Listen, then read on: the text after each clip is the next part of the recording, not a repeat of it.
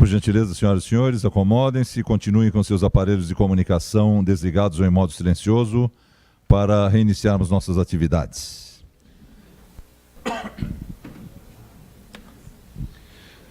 Nesse momento, iniciaremos o último painel do nosso fórum, o quarto painel, a visão de juristas e do Poder Judiciário com os seguintes painelistas. Doutora Sônia Mascaro Nascimento, desembargadora federal do Tribunal Regional do Trabalho da 2ª Região. Vamos recebê-la.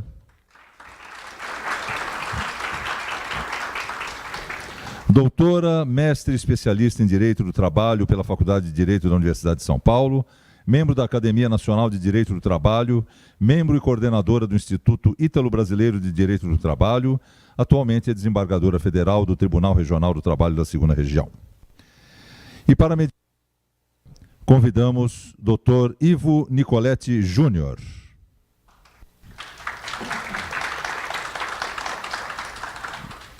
Advogado com mais de 25 anos de experiência na área trabalhista, formado pela Faculdade de Direito de Guarulhos em 1990, graduado em Ciências Contábeis pela Universidade de São Judas Tadeu em 1985, pós-graduado em Direito do Trabalho e Previdenciário pelo Centro Universitário Salesiano de São Paulo, Direito do Trabalho pela Faculdade de Direito do Largo São Francisco, Universidade de São Paulo, em 2001.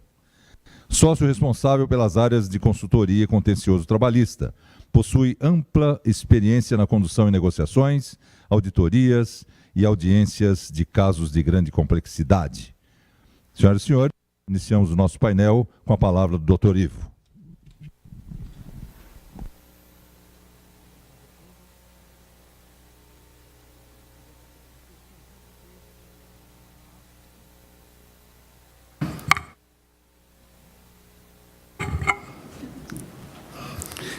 Gostaria de agradecer o convite da APSIA e de todos os seus membros da diretoria, em especial para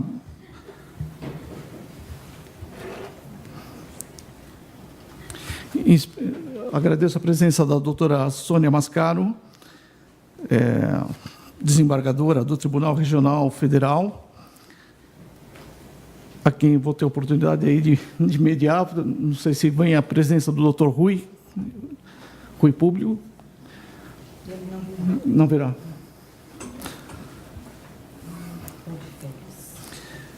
Bom, muito se discute aí a reforma trabalhista desde a sua implementação, a Lei 13.467 de 2017, que está em vigor desde o dia 12 de novembro de 2017. Participamos de várias palestras e vários eventos com relação a esse tema, mas ainda temos vários pontos polêmicos a tratar sobre a reforma.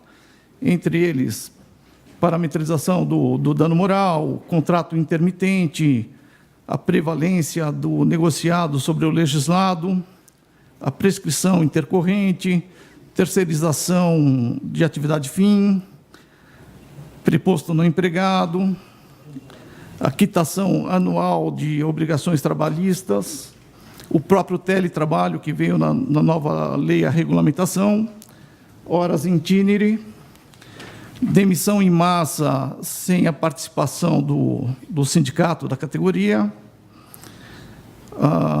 a própria negociação da jornada de trabalho e a questão do índice de correção monetária, que a nova lei trouxe como ATR, mas os tribunais, o próprio STF já tem se manifestado no sentido aí da questão do IPCA, como foi dito aí nos painéis anteriores. Vou passar a palavra para a doutora Sônia Mascaro, para saber a opinião dela sobre alguns pontos, se ela puder começar a nos falar sobre a parametrização do dano moral na Justiça do Trabalho. Bom, boa tarde a todos. Aqui, boa tarde a todos, tudo bem? Vocês já discutiram bastante hoje, né? Esse tema. Eu não tive a oportunidade de estar aqui, que eu gosto de ouvir o que as pessoas dizem, para depois, por último, eu começar a rebater ou não, né? Então, mas vocês podem me colocar ao par, tá? Nós podemos, inclusive, conversar a respeito daquilo que causou preocupação com relação ao momento que nós estamos vivendo. Eu digo o seguinte, a reforma trabalhista, ela passou por vários momentos, não? A lei está posta e agora está na mão do judiciário. Eu acho até por bem nós conversarmos um pouco sobre a fase atual que nós estamos vivendo desta reforma. São vários pontos, como foi aqui apontado, mas eu acho que o ponto mais importante que nós temos para conversar nesse momento é quais são os rumos que o judiciário dará à reforma. E na qualidade de integrante do judiciário trabalhista, eu poderia trocar algumas ideias com relação a isso também.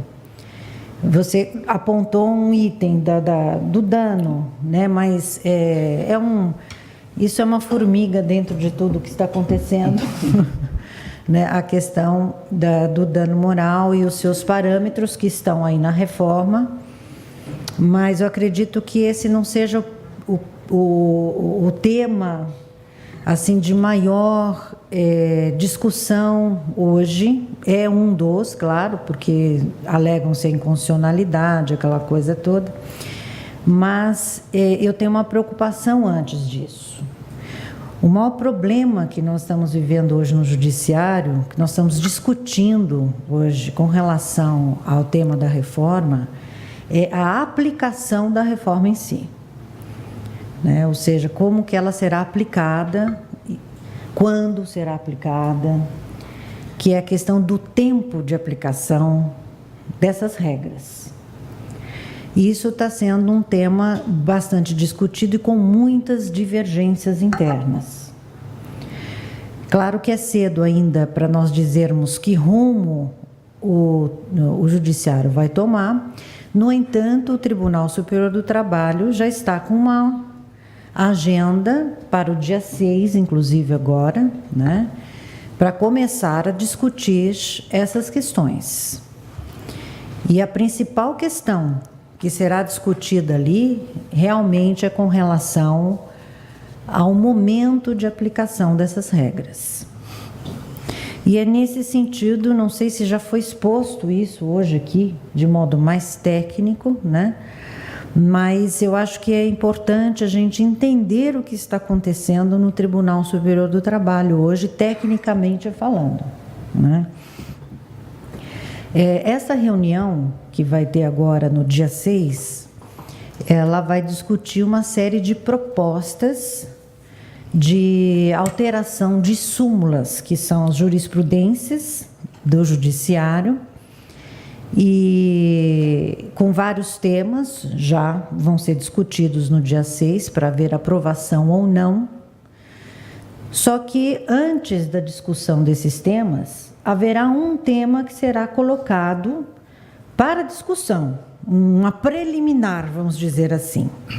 Essa preliminar, que vai ser levantada pela Comissão de Jurisprudência do TST, composta por 3 ministros. A gente já tem que olhar, por exemplo, quem são os 3 ministros que estão compondo essa comissão? Qual é a tendência desses 3 ministros? Né? Então, nós já temos que começar a olhar isso. Então, as propostas que saem da comissão já saem com a cabeça desses 3 ministros. Né? Um deles é o Maurício Godinho Delgado, que vocês devem já ter ouvido falar. A outra que está compondo agora é a Adelaide, né? A ministra Adelaide está compondo. E o outro é o ministro Valmir que está compondo. Né? Claro que quem acompanha já sabe mais ou menos o que eles pensam. Né? Então, a proposta está vindo da parte deles. Isso vai ser levado ao pleno do TST no dia 6, para ser debatido com todos os ministros. Né? E, claro que cada ministro tem o seu modo técnico de enxergar as questões. Então, a divergência é natural nesse momento. Mas, antes de entrar em alguns temas que serão propostos, me parece que há uma preocupação desse grupo da comissão quanto à inconstitucionalidade do procedimento de revisão da jurisprudência. Porque a reforma, ela traz o modo pelo qual a jurisprudência deve ser firmada.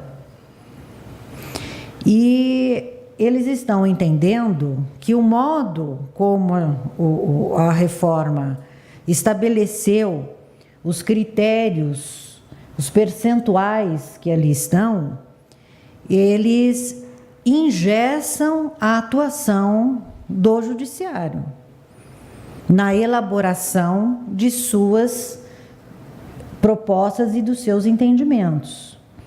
Há um critério muito rigoroso e que dificilmente eles vão conseguir alcançar o critério que ali está, correndo o risco de não conseguirem formar uma jurisprudência. E aí ficarmos por muito tempo num debate caso a caso, juiz a juiz, desembargador a desembargador, ministro a ministro, turmas e turmas, por muitos anos. Então, a preocupação inicial é esta: saber se teremos ou não condições, essa é a preocupação exposta pela comissão, se teremos ou não condições nesse momento de firmar uma jurisprudência. Porque cada um agora vai julgar conforme o seu convencimento. Cada turma de julgadores conforme o convencimento deles. Mas até isso se sedimentar e virar uma jurisprudência leva um bom tempo. Então, o TST quer editar, alterar algumas súmulas, várias súmulas, para se adaptar ao texto da reforma, porque há uma quantidade muito grande de súmulas que estão contra o texto da reforma trabalhista, a nova lei. Então, eles gostariam de estar fazendo essas atualizações, mas estão com receio de esbarrarem neste precedente, que são esses percentuais exigidos para que uma jurisprudência seja efetivamente aprovada. Então, o primeiro ponto da discussão é saber se haverá ou não condições, nesse momento, de se firmar um entendimento do Tribunal Superior do Trabalho. Talvez não haja nem condições para isso agora, até mesmo porque não há precedentes. Uma jurisprudência se forma com precedentes. Quer dizer, é preciso verificar como que os tribunais regionais vão se posicionar. E não é um tribunal, os tribunais do Brasil todo. Para daí o TST tirar uma conclusão. Então, pode ser, eu não sei o que vai acontecer no dia 6, pode ser que eles consigam ou não alterar uma ou outra súmula mais importante, apenas e tão somente para dar um parâmetro para o operador do direito, porque ficam todos assim inseguros com relação a vários temas, por critérios de interpretação. Porque agora chegou o momento em que o judiciário vai interpretar a lei. Aí vem a pergunta, mas não tem que interpretar nada, só tem que aplicar a lei, né? Alguns temas é possível aplicar, outros, sabe como é que é o português, né? Uma redação, um entende A e outro entende B. Então, depende da redação. Nós não vamos dizer para você que não, eu vou dizer claramente que nós teremos essas discussões, claro, e isso é normal e faz parte do direito. Não tem como nós levarmos todas as regras ali sem algumas dúvidas em várias delas. Algumas são bem mais claras e outras nem tanto. Então, isso faz parte do direito, né? Não só da função do juiz, mas do advogado também, né? Ele também vai levar para o judiciário a interpretação que melhor for para o cliente dele. Então, é um amadurecimento. Então, nós vivemos hoje, e isso não é, assim, uma coisa ruim, é natural se viver um momento de instabilidade, é natural, porque a lei é nova. Qualquer lei nova gera isso. Pode ser uma lei de um artigo que vai ter isto, né? E nós temos vários artigos ali mudados. Tá? Então, esse período não é nada ruim, é super natural. Isso é uma coisa que a gente tem que ter em mente como clara, né? Os debates são muito importantes, né? Então, esses debates vão durar um tempo. Isso é uma coisa que eu quero deixar, assim, tranquilos com relação a isso, pelo que eu estou vendo, porque os debates são produtivos. Eu acho que esse momento é isso. O que nós não podemos, né, inclusive os senhores, né, é ficar fora do debate, né? Nós temos que entrar no debate. Nós estamos vivendo um momento agora de forças interpretativas. Então, se a gente conversa com o pessoal do Sindicato Trabalhador, eles vão interpretar de acordo com o interesse deles, né? É assim que funciona. As empresas vão interpretar de acordo também com os interesses delas. Os advogados vão pondo as questões de acordo com esses interesses. E depois o judiciário vai amadurecendo essas ideias e vai firmando aí o seu convencimento. Agora, o que me deixa, assim, um pouco preocupada, deixa eu ver se eu trouxe aqui um slide.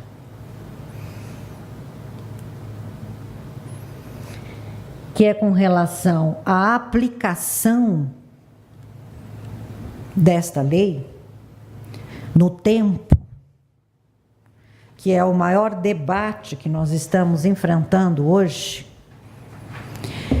é se nós vamos aplicar essa lei ou nós não vamos aplicar essa lei nos contratos de trabalho em curso, nos processos que estão em curso, se serão para os novos contratos ou para os novos processos. Existe um debate técnico em torno dessa questão. Porque nós temos uma regra da própria Constituição Federal. Isso tem que ser definido pelo Supremo. Acho que a Luciana já deve até ter falado isso. É o Supremo que vai ter que definir isso, porque é Constituição. Claro que o Judiciário Trabalhista vai se posicionando, mas a palavra final é do Supremo, né? Você veja, a Constituição Federal, artigo 5º, até aqui, a lei não pode prejudicar direito adquirido, ato jurídico perfeito e coisa julgada. Agora, olha o que é português, né? Vai definir o que é direito adquirido, ato jurídico perfeito. Coisa julgada, mas é aí que está a confusão. A nossa lei de introdução das normas do direito fala que a lei em vigor terá efeito imediato e geral, respeitados o ato jurídico perfeito, o direito adquirido e a coisa julgada. É isso que tem que ser interpretado. E é isso que está sendo discutido hoje. Mas isso é Constituição Federal e lei de introdução. Não é nem lei trabalhista, isso não está na reforma. Não está porque isso está em outras leis, isso não era objeto da reforma trabalhista. Definir essa questão. Então, inclusive a medida provisória 808 tentou resolver esse assunto e colocou lá um artigo dizendo que a lei se aplica aos contratos em curso. Mas a questão não é essa lei, a questão é constitucional. Então, essas leis infraconstitucionais não vão resolver essa questão.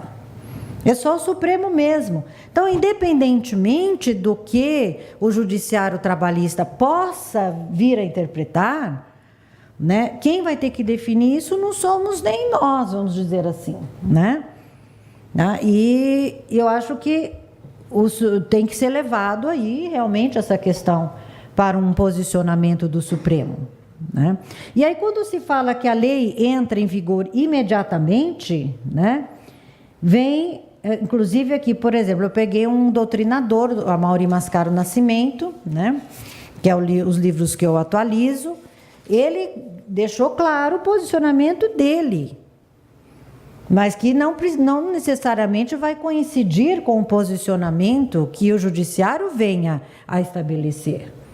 E ele coloca que os conflitos de lei no tempo em direito do trabalho são resolvidos segundo o princípio do efeito imediato. Então, ele usa o princípio do efeito imediato, que está na lei de introdução, como para solucionar as questões de conflito no tempo.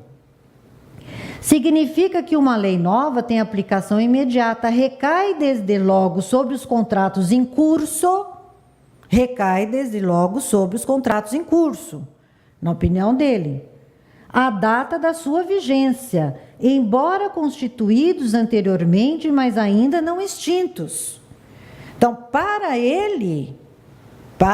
esse doutrinador, no livros dele está escrito que a lei, o efeito imediato, significa que a lei entra em vigência e tem que ser aplicada já nos contratos em curso. É a opinião dele. Ele interpreta desta maneira.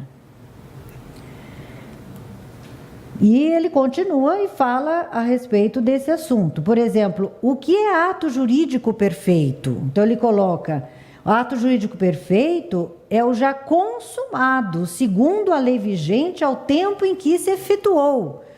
Ou seja, nós vamos saber quando vamos ou não aplicar a lei a partir do fato ocorrido. Isso para a opinião dele. Do ato jurídico, não é do contrato, mas é do fato. O fato aconteceu quando? Hora extra, por exemplo, né? O que eu fiz da hora extra anteriormente era a lei anterior.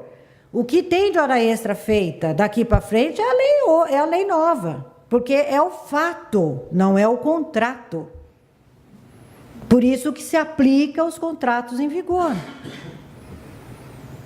Então, isso eu coloco porque esse é o meu entendimento também, como era o dele, então eu fiquei com isso, é a minha escola, né?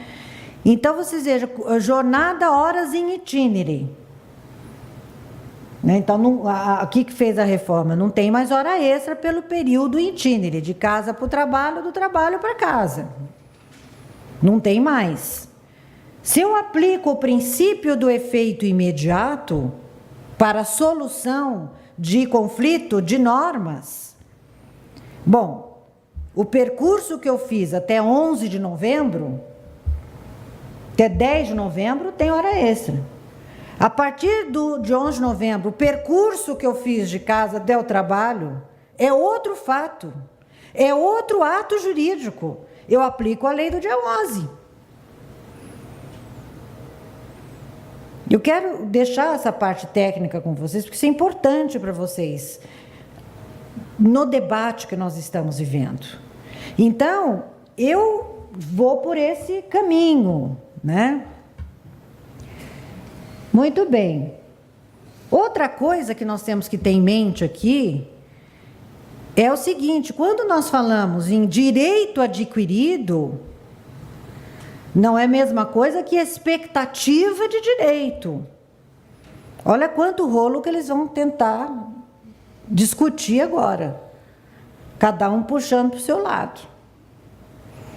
O que é direito adquirido, o que é expectativa de direito? Isso é constitucional, isso não é da reforma, vocês estão entendendo? É uma discussão que não entrou na nossa reforma, e não poderia, até porque está na Constituição. Né? Vocês estão entendendo o que eu estou querendo dizer, né? Então, o que vai acontecer? Bom, mas direito adquirido na expectativa de direito. Um exemplo clássico, por exemplo, aqui, vamos dizer, aposentadoria. Se eu já cumpri o tempo de aposentadoria, mesmo que eu não tenha requerido a aposentadoria, eu já tenho direito adquirido a ela, porque eu já cumpri os requisitos legais para adquirir aquele direito. Se eu não cumprir os requisitos legais para adquirir aquele direito, ele é mera expectativa. Portanto, não há que se falar em direito adquirido, como fala a Constituição. Você imagina isso aplicando em vários artigos da reforma. Até que ponto aquele caso em si é direito adquirido ou expectativa de direito. Por exemplo, o mesmo exemplo das horas em itinere, percurso de casa e volta, né? Vamos sair do princípio do efeito imediato e vamos entrar agora num outro fundamento, que é o direito adquirido e expectativa do direito. A lei o que fez? Não tem mais hora extra. Muito bem. Até o dia 10, ele vem fazendo o percurso e recebendo a hora extra. A partir do dia 11, pela lei, não tem mais mas ele continua fazendo o percurso. O contrato está em curso. Então, há a continuidade dos fatos e dos atos, né? Bom, se para adquirir o direito, os requisitos legais devem estar preenchidos, ele só teria direito às horas extras desde que ele fizesse o percurso. Se ele não faz o percurso, os requisitos não estão completos, é só mera expectativa. Mais um motivo para que eu aplique a reforma agora. Por quê? Porque até o dia 10, o percurso que ele fez era mera expectativa. Dia 11, dia 10 era expectativa de fazer um percurso, o trajeto do dia 11, mas não fez ainda. Ele só vai adquirir o direito às horas extras depois que ele fizer o percurso de casa para o trabalho e vice-versa. Mas vejam que eu estou falando da minha interpretação e da interpretação de alguns doutrinadores.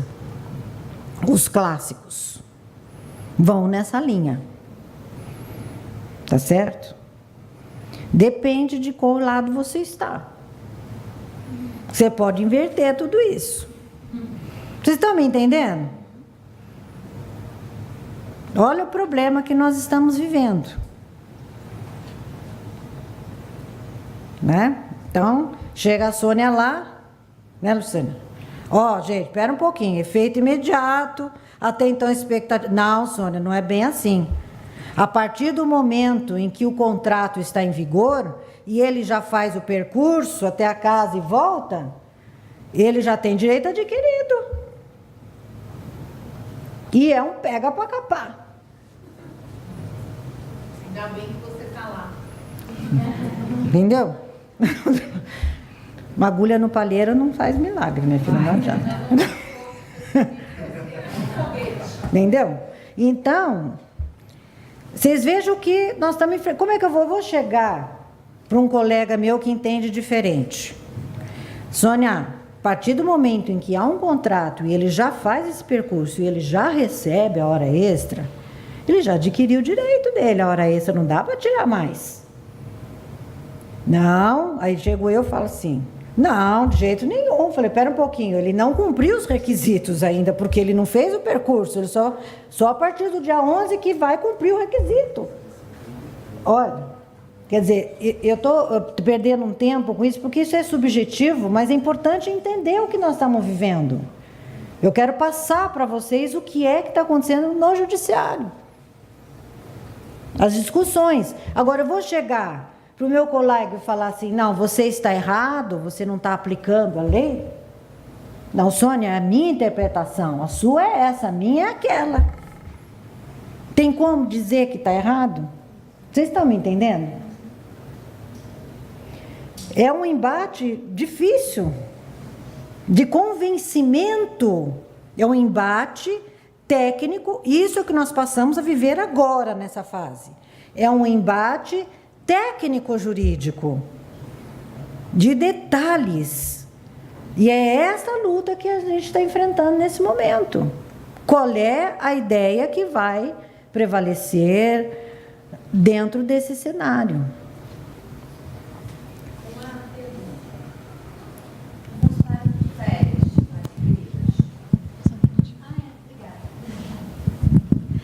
Olá, boa tarde.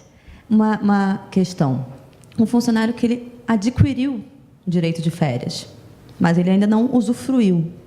Então, num exemplo, findou em setembro. Ele tem mais 11 meses para usufruir, mas entrou a lei nova. Em qual critério você julgaria isso? Eu? Isso. Você está falando da Sônia. Isso, porque vai ser o nosso...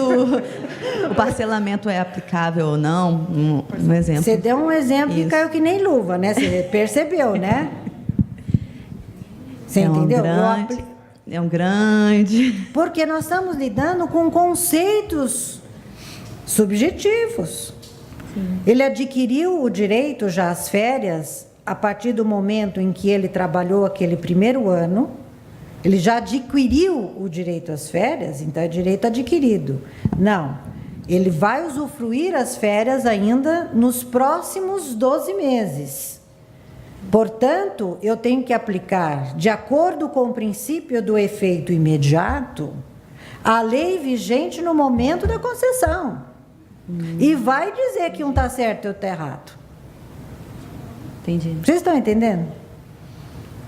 Grande debate. Esse tipo de questão que você colocou nem chegou no tribunal ainda, porque os tribunais ainda estão julgando questões mais antigas, porque vai para a primeira instância, até chegar na segunda instância, leva um tempo, nem chegou. Os tribunais não estão nem apreciando muitas coisas. Então, o que faz o TST? O TST quer ajudar fazendo propostas. Aí vem a proposta, que é o que eles estão lançando, né? Agora a partir do dia 6. Eles estão propondo a revisão de algumas súmulas que eles consideram importantes. Tá? Só que a linha que eles estão indo não é a linha do princípio do efeito imediato, pelo menos a comissão. Ainda vai debater no pleno, mas a comissão dos 3, eles estão propondo a linha inversa da que eu entendo. Estão propondo uma linha aí de entendimento de aplicação do direito adquirido. Então, eles não estão, a proposta deles é não aplicar a lei nova para contratos em curso. Não vão aplicar. Mas aí, doutora, também, eles não conhecem muitos sistemas de NH, porque como que você vai ter dentro do mesmo sistema, aplicando 2 leis, para quem fez de certo período tem as horas íntimas? Quem fez até 10/11 tem hora íntima. Quem fez a partir daí, não tem. Então, assim, fica muito complicada a administração, não é nem a gestão, estou falando da operação, a arquitetura de sistema mesmo, né? Então, você veja que não tem... Aí, eu não sei como resolver o problema administrativo de vocês. Sinceramente... É loucura. Veja, nós estamos vivendo um turbilhão, nós estamos numa guerra. Agora, guerra de interpretação. O que nós já havíamos previsto isso, né, Luciana? Isso viria de qualquer maneira. Por isso que o TST quer colocar um parâmetro. Qual é o parâmetro? Que a proposta da comissão não foi ainda discutido no pleno, vai ser dia 6. Eu não sei o que o pleno vai decidir, mas a proposta da comissão é o seguinte: eu aplico a lei nova só para contratos de trabalho novos. E separa os contratos antigos dos contratos novos. Eu aplico a lei nova para processos novos.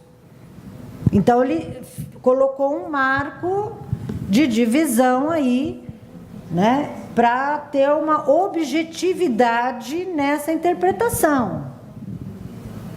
Mas veja que o TST não é o que vai julgar, quem vai julgar mesmo vai ser o Supremo, que vai interpretar isso, essas ações vão ter que ir tudo para lá. Entendeu? Mas eles colocaram, por isso que eles fizeram dessa maneira. Olha, a súmula 90 e a 320 é a súmula das horas em itinerário, que é uma das propostas deles, né? É essa súmula, você veja. Então, o que eles fizeram com essa súmula? Eles acrescentaram um inciso, não só nessa, como em outras várias. Eu não vou dizer que está errado, não, entendeu? Eu acho que é o que eles entenderam que seria mais objetivo. Eles acrescentaram o inciso 6, para resolver o problema das horas extras no percurso. E assim fizeram em todas, né? E colocaram ali, ó, não tem direito às horas extras em itinerário o empregado cujo contrato de trabalho haja sido celebrado a partir de 11 de novembro de 2017. Então, só não tem direito às horas extras, que está na nova lei, o empregado contratado a partir de 11 de novembro. Até então, os contratos anteriores e que estão em curso continuam tendo. Então, eles colocaram esse parâmetro. Eu acho que é o que vai acabar prevalecendo. Eu acho, estou falando do achômetro, tá? Que é capaz de acabar prevalecendo assim, fazerem esse marco. Então, se eu puder dizer algo para o RH, que eu queria colocar essa preocupação, porque vocês já ouviram muita coisa hoje, né? Mas eu queria colocar essa preocupação para vocês. Se eu pudesse, assim, orientar, agora não estou falando nem mais como desembargadora, como advogada que fui, por 30 anos, né? Eu acho que o RH tem que buscar as soluções mais seguras agora, porque senão vai criar um tumulto. E a solução mais segura, olha, não é nem a minha interpretação. A minha não é a mais segura. A mais segura é vocês partirem para aplicar, talvez, uma interpretação um pouco mais restritiva mesmo. Colocar isso como marco. Contratos novos a partir de 11 de novembro de 2017, lei nova. A partir dali para trás, lei velha. Entendeu? Eu acho que é isso que vai acabar prevalecendo para o TST. Não estou nem falando dos regionais embaixo, nós não temos nem condição nós só temos que obedecer. Se eles agora aprovarem uma súmula nesse sentido, nós temos que aplicar. Independentemente do entendimento pessoal. Às vezes eu tenho que ressalvar o meu entendimento nos meus votos e aplicar o que o TST entende, mesmo eu não concordando. Doutora Sônia, Pois não. com esse entendimento do Tribunal Superior, nós estaríamos regredindo. A reforma trabalhista veio para trazer um pouco mais de segurança jurídica aos contratos de trabalho em vigor. O que a gente tem notado, e nesses pontos que eu abordei, é que a insegurança jurídica vai permanecer, e o objetivo da reforma trabalhista não vai ser alcançado. A reforma trabalhista veio para que o Brasil passe a ser competitivo com outros países. Sim. Nós não somos. Sem a reforma trabalhista, sem a reforma previdenciária e sem a reforma tributária, nós vamos voltar um passo atrás, vamos voltar ao que é. E existe muita controvérsia ainda que não dá uma segurança jurídica nem para os operadores de direito, muito menos para os gestores das empresas. Nós falamos aqui agora, num painel anterior, a respeito do contingenciamento das ações, né? A maioria das empresas contingencia pela TR. O Supremo Tribunal Federal agora está se manifestando no sentido de ser o IPCA. Isso, você mexe com o resultado da empresa. Exatamente. No final. E essa insegurança que a gente está tentando trazer à discussão, tentar levar para o judiciário uma coisa um pouco mais que nos dê essa segurança. O gestor da empresa, ele precisa saber se ele pode contratar uma empresa terceira ou não. Qual é o risco efetivo dessa contratação? Horas em itinerário, tenho que pagar, não tenho que pagar? Como diz a colega lá, a minha folha de pagamento, Se eu fizer só para os contratos de trabalho novos, eu vou ter 2 folhas de pagamento, eu vou ter que ter 2 programas para fazer essa administração. São coisas que, no dia a dia das empresas, ao invés da reforma trazer benefício, vai acabar trazendo malefícios. Eu concordo plenamente com isso. Eu acho que esse entendeu? É o momento que nós estamos vivendo, um momento difícil.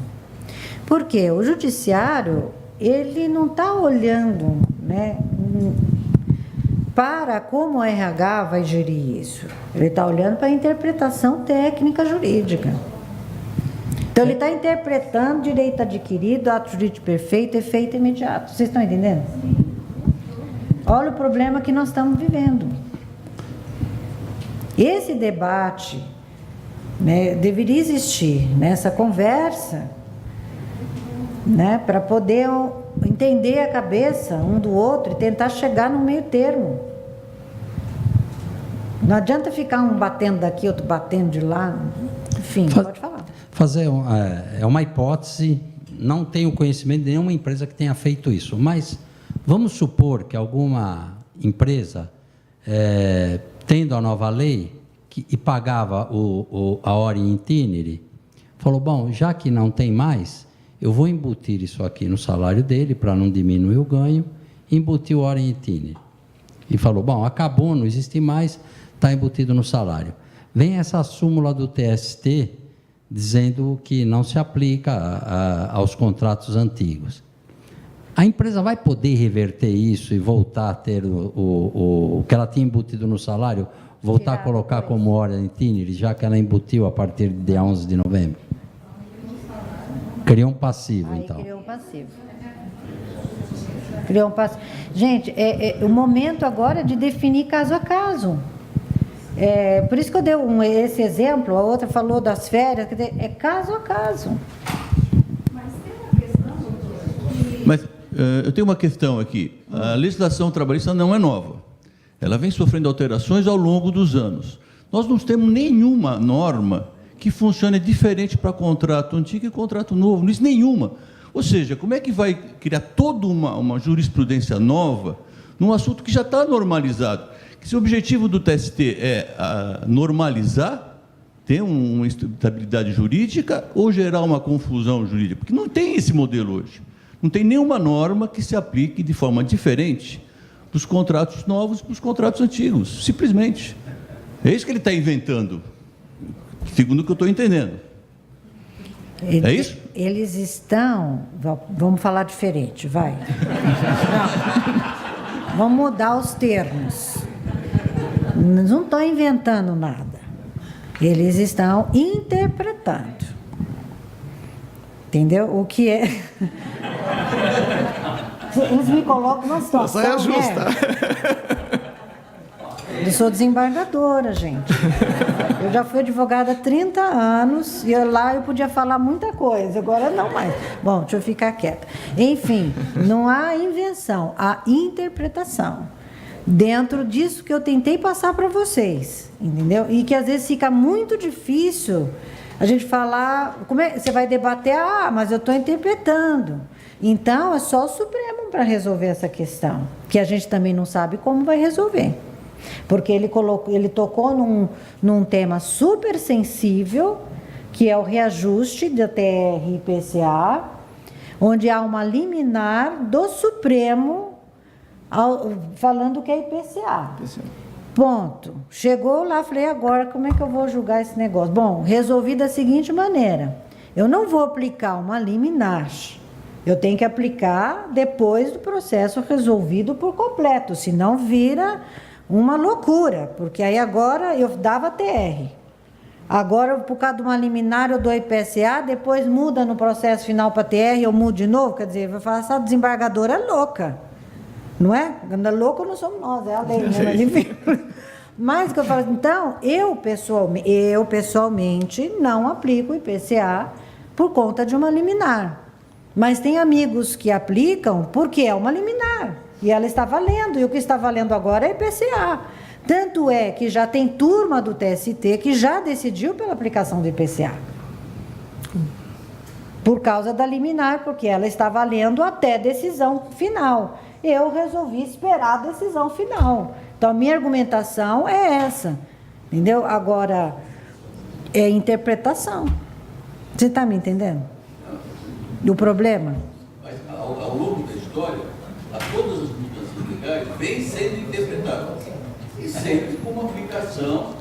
Efeito imediato e retroatividade da norma. Exatamente. Eu vou me entregar aqui, mas o fundo de garantia tem gente que ainda não é optante do fundo de garantia. Se estiver vivo, pode ter gente que não aplica, não é optante do fundo de garantia. Me entreguei aqui. Vocês entenderam o problema? Quer dizer, se eu passar todas as propostas que eles pretendem começar a votar no dia 6, não sei se vocês já tiveram oportunidade de ler a redação das súmulas propostas, tá? E eu acho que, para quem quiser ler, pelo menos o último inciso de cada uma, que é onde eles resolvem, olha, ó, isso que eles fizeram aqui, a súmula 101, diária, de viagem, não integram nos contratos, olha lá, eu grifei, o inciso 2, é a mesma redação da horas in itinere. Não integra, só para os contratos novos. Quer dizer, isso virou um chavão dentro da proposta deles. Todas as propostas têm isso. Então, na minha visão, é capaz de acabar dando isso. Vocês estão entendendo? Não quero desanimá-los. Eu estou querendo colocar o limite que provavelmente seja aplicado. Então, a pior das hipóteses é essa que vocês têm que fazer. Não tem outro jeito. Porque o RH fica numa insegurança. Como é que vocês vão fazer agora para lidar com o pessoal?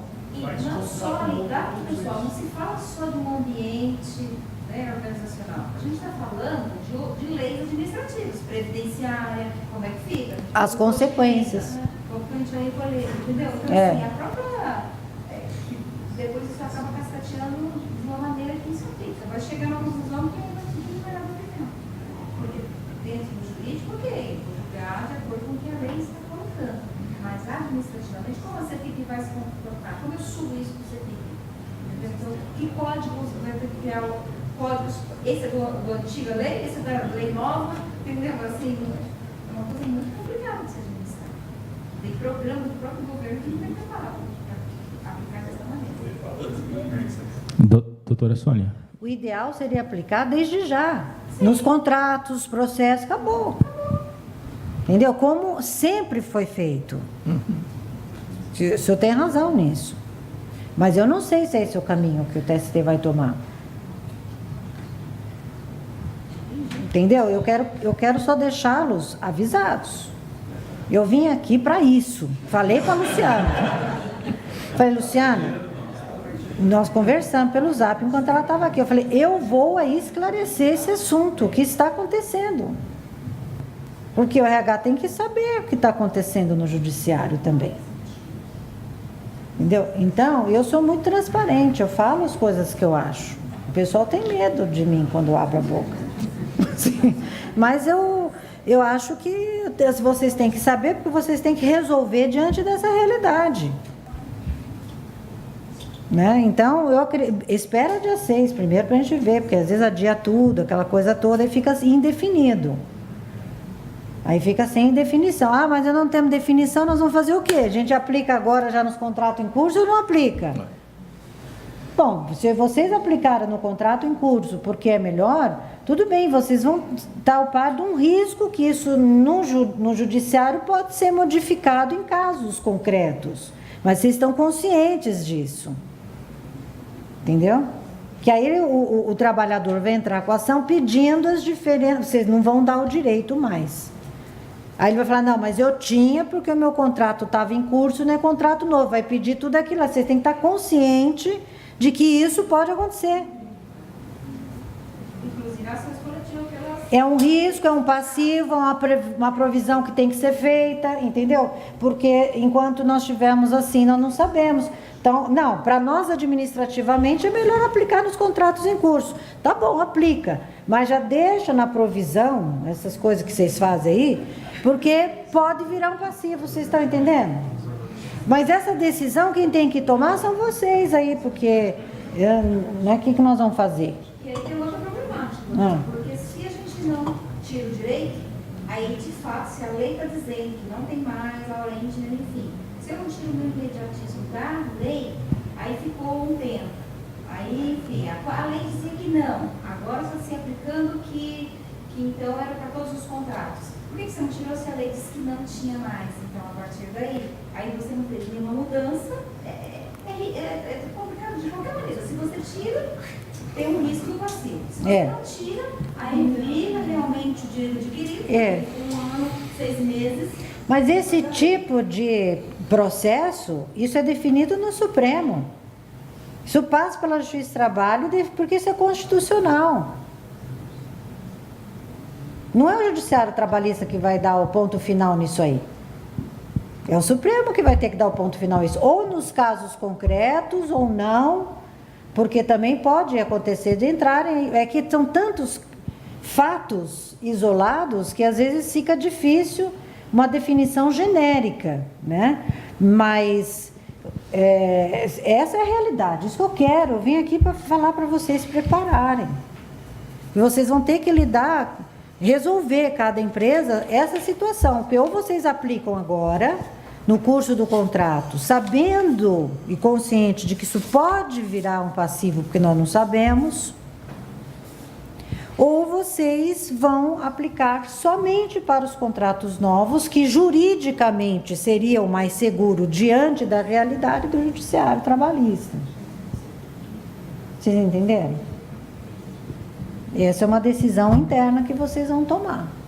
Porque está muito claro para mim, pelas propostas todas de alteração de súmula, todas elas são muito taxativas no sentido de aplicar somente para os novos contratos. Eu só não sei se isso vai passar realmente, né? Mas é a tendência de talvez metade do TST, né, Luciano? Metade do TST, eu acho que pensa mais ou menos assim. Então, eu não posso, eu tenho que dizer para vocês, gente, eu acho que é isso que vai dar, né? Estou chutando, não sei. Porque metade, às vezes, acontece de fazer a diferença, mas... Também pode acontecer. Essa Luciana é... A Luciana fala... Por exemplo, gratificação de função, você veja, dentro desse parâmetro que eles colocaram, até pela súmula, né? Então a pessoa recebe gratificação de função e perde quando tem o cargo revertido, né? Então o que acontece? Quem exerceu a função até dia 10 de novembro, né, e tem incorporado o salário com 10 anos, e que teve o seu cargo revertido até o dia 10 e com tempo de serviço, incorpora. Aquele que teve o cargo alterado dia 11 para frente, não incorpora. Então, você pode ter uma situação onde você tem um com a gratificação incorporada e outro não. Fazendo a mesma coisa. Dois que mudaram e que fazem a mesma coisa ao mesmo tempo, por força de lei. Agora, se você me perguntar se um deles pedir equiparação salarial, o Judiciário Trabalhista vai dar, eu não sei te responder. Eu não daria. Mas os dois trabalham da mesma função, do mesmo tempo, no mesmo estabelecimento, um com salário A, outro com salário B, por força da incorporação da lei, eu não vou dizer para você que pode ser que tenha alguns magistrados que entendam que exista. Bom, esse tema é bastante polêmico e Eu já fui avisado aqui do nosso tempo que está se esgotando. Eu acho que nós precisaríamos de muito mais horas aqui para debater vários pontos. Casuísticas, né? Sim. E, infelizmente, estamos sem tempo. Mas o colega ali queria fazer uma pergunta. Doutora Sônia, considerando a prevalência do negociado sobre o legislado, a vedação do magistrado entrar no mérito da negociação coletiva e o rol exemplificativo do artigo 611-A, a senhora acha que seria possível, por meio de negociação coletiva, a categoria econômica e a laboral negociarem, resolver, por exemplo, dentro da categoria, a norma, os dispositivos da Lei 13.467 valem a partir dos contratos? Boa pergunta. Eu vou dar minha opinião, tá? Eu acho que é a forma mais adequada, porque só através da norma coletiva para tentar equacionar essas questões, de acordo com os problemas fáticos do setor. Porque tem setor que enfrenta mais uma situação que está na lei e outros não.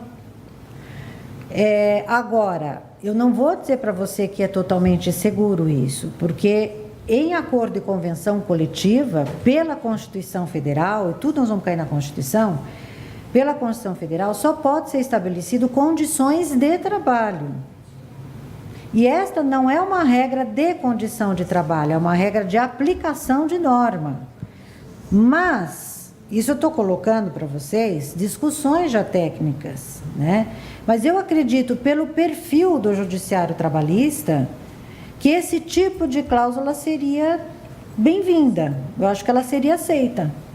Porque a tendência do trabalhista é aceitar o acordo e a convenção coletiva. A vontade das partes ali. Eu acho que, nesse sentido, sim, o judiciário está indo. Eu acho que essa é uma solução importante.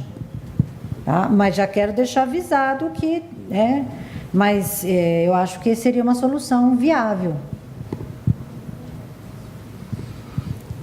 Obrigado. Bom, podemos encerrar. Eu queria agradecer a presença da doutora Sônia Mascaro. Gostaria de agradecer a presença de todos aqui, participantes, e esperamos vocês para um novo evento.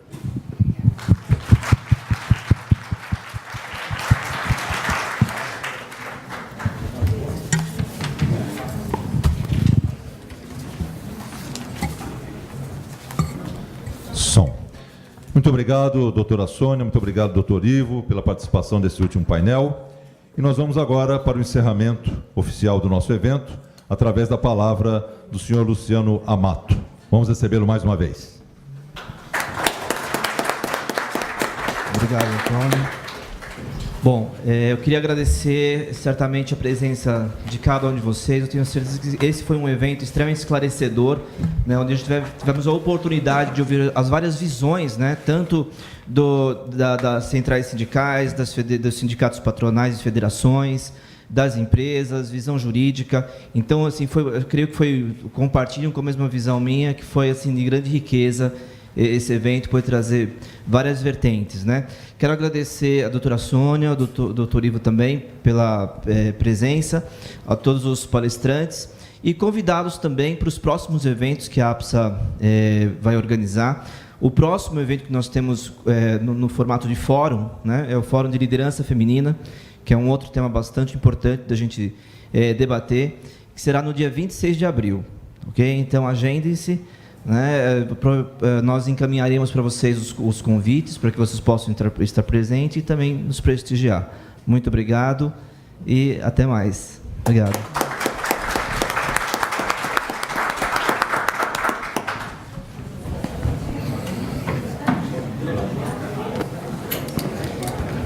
Você viu quanto problema?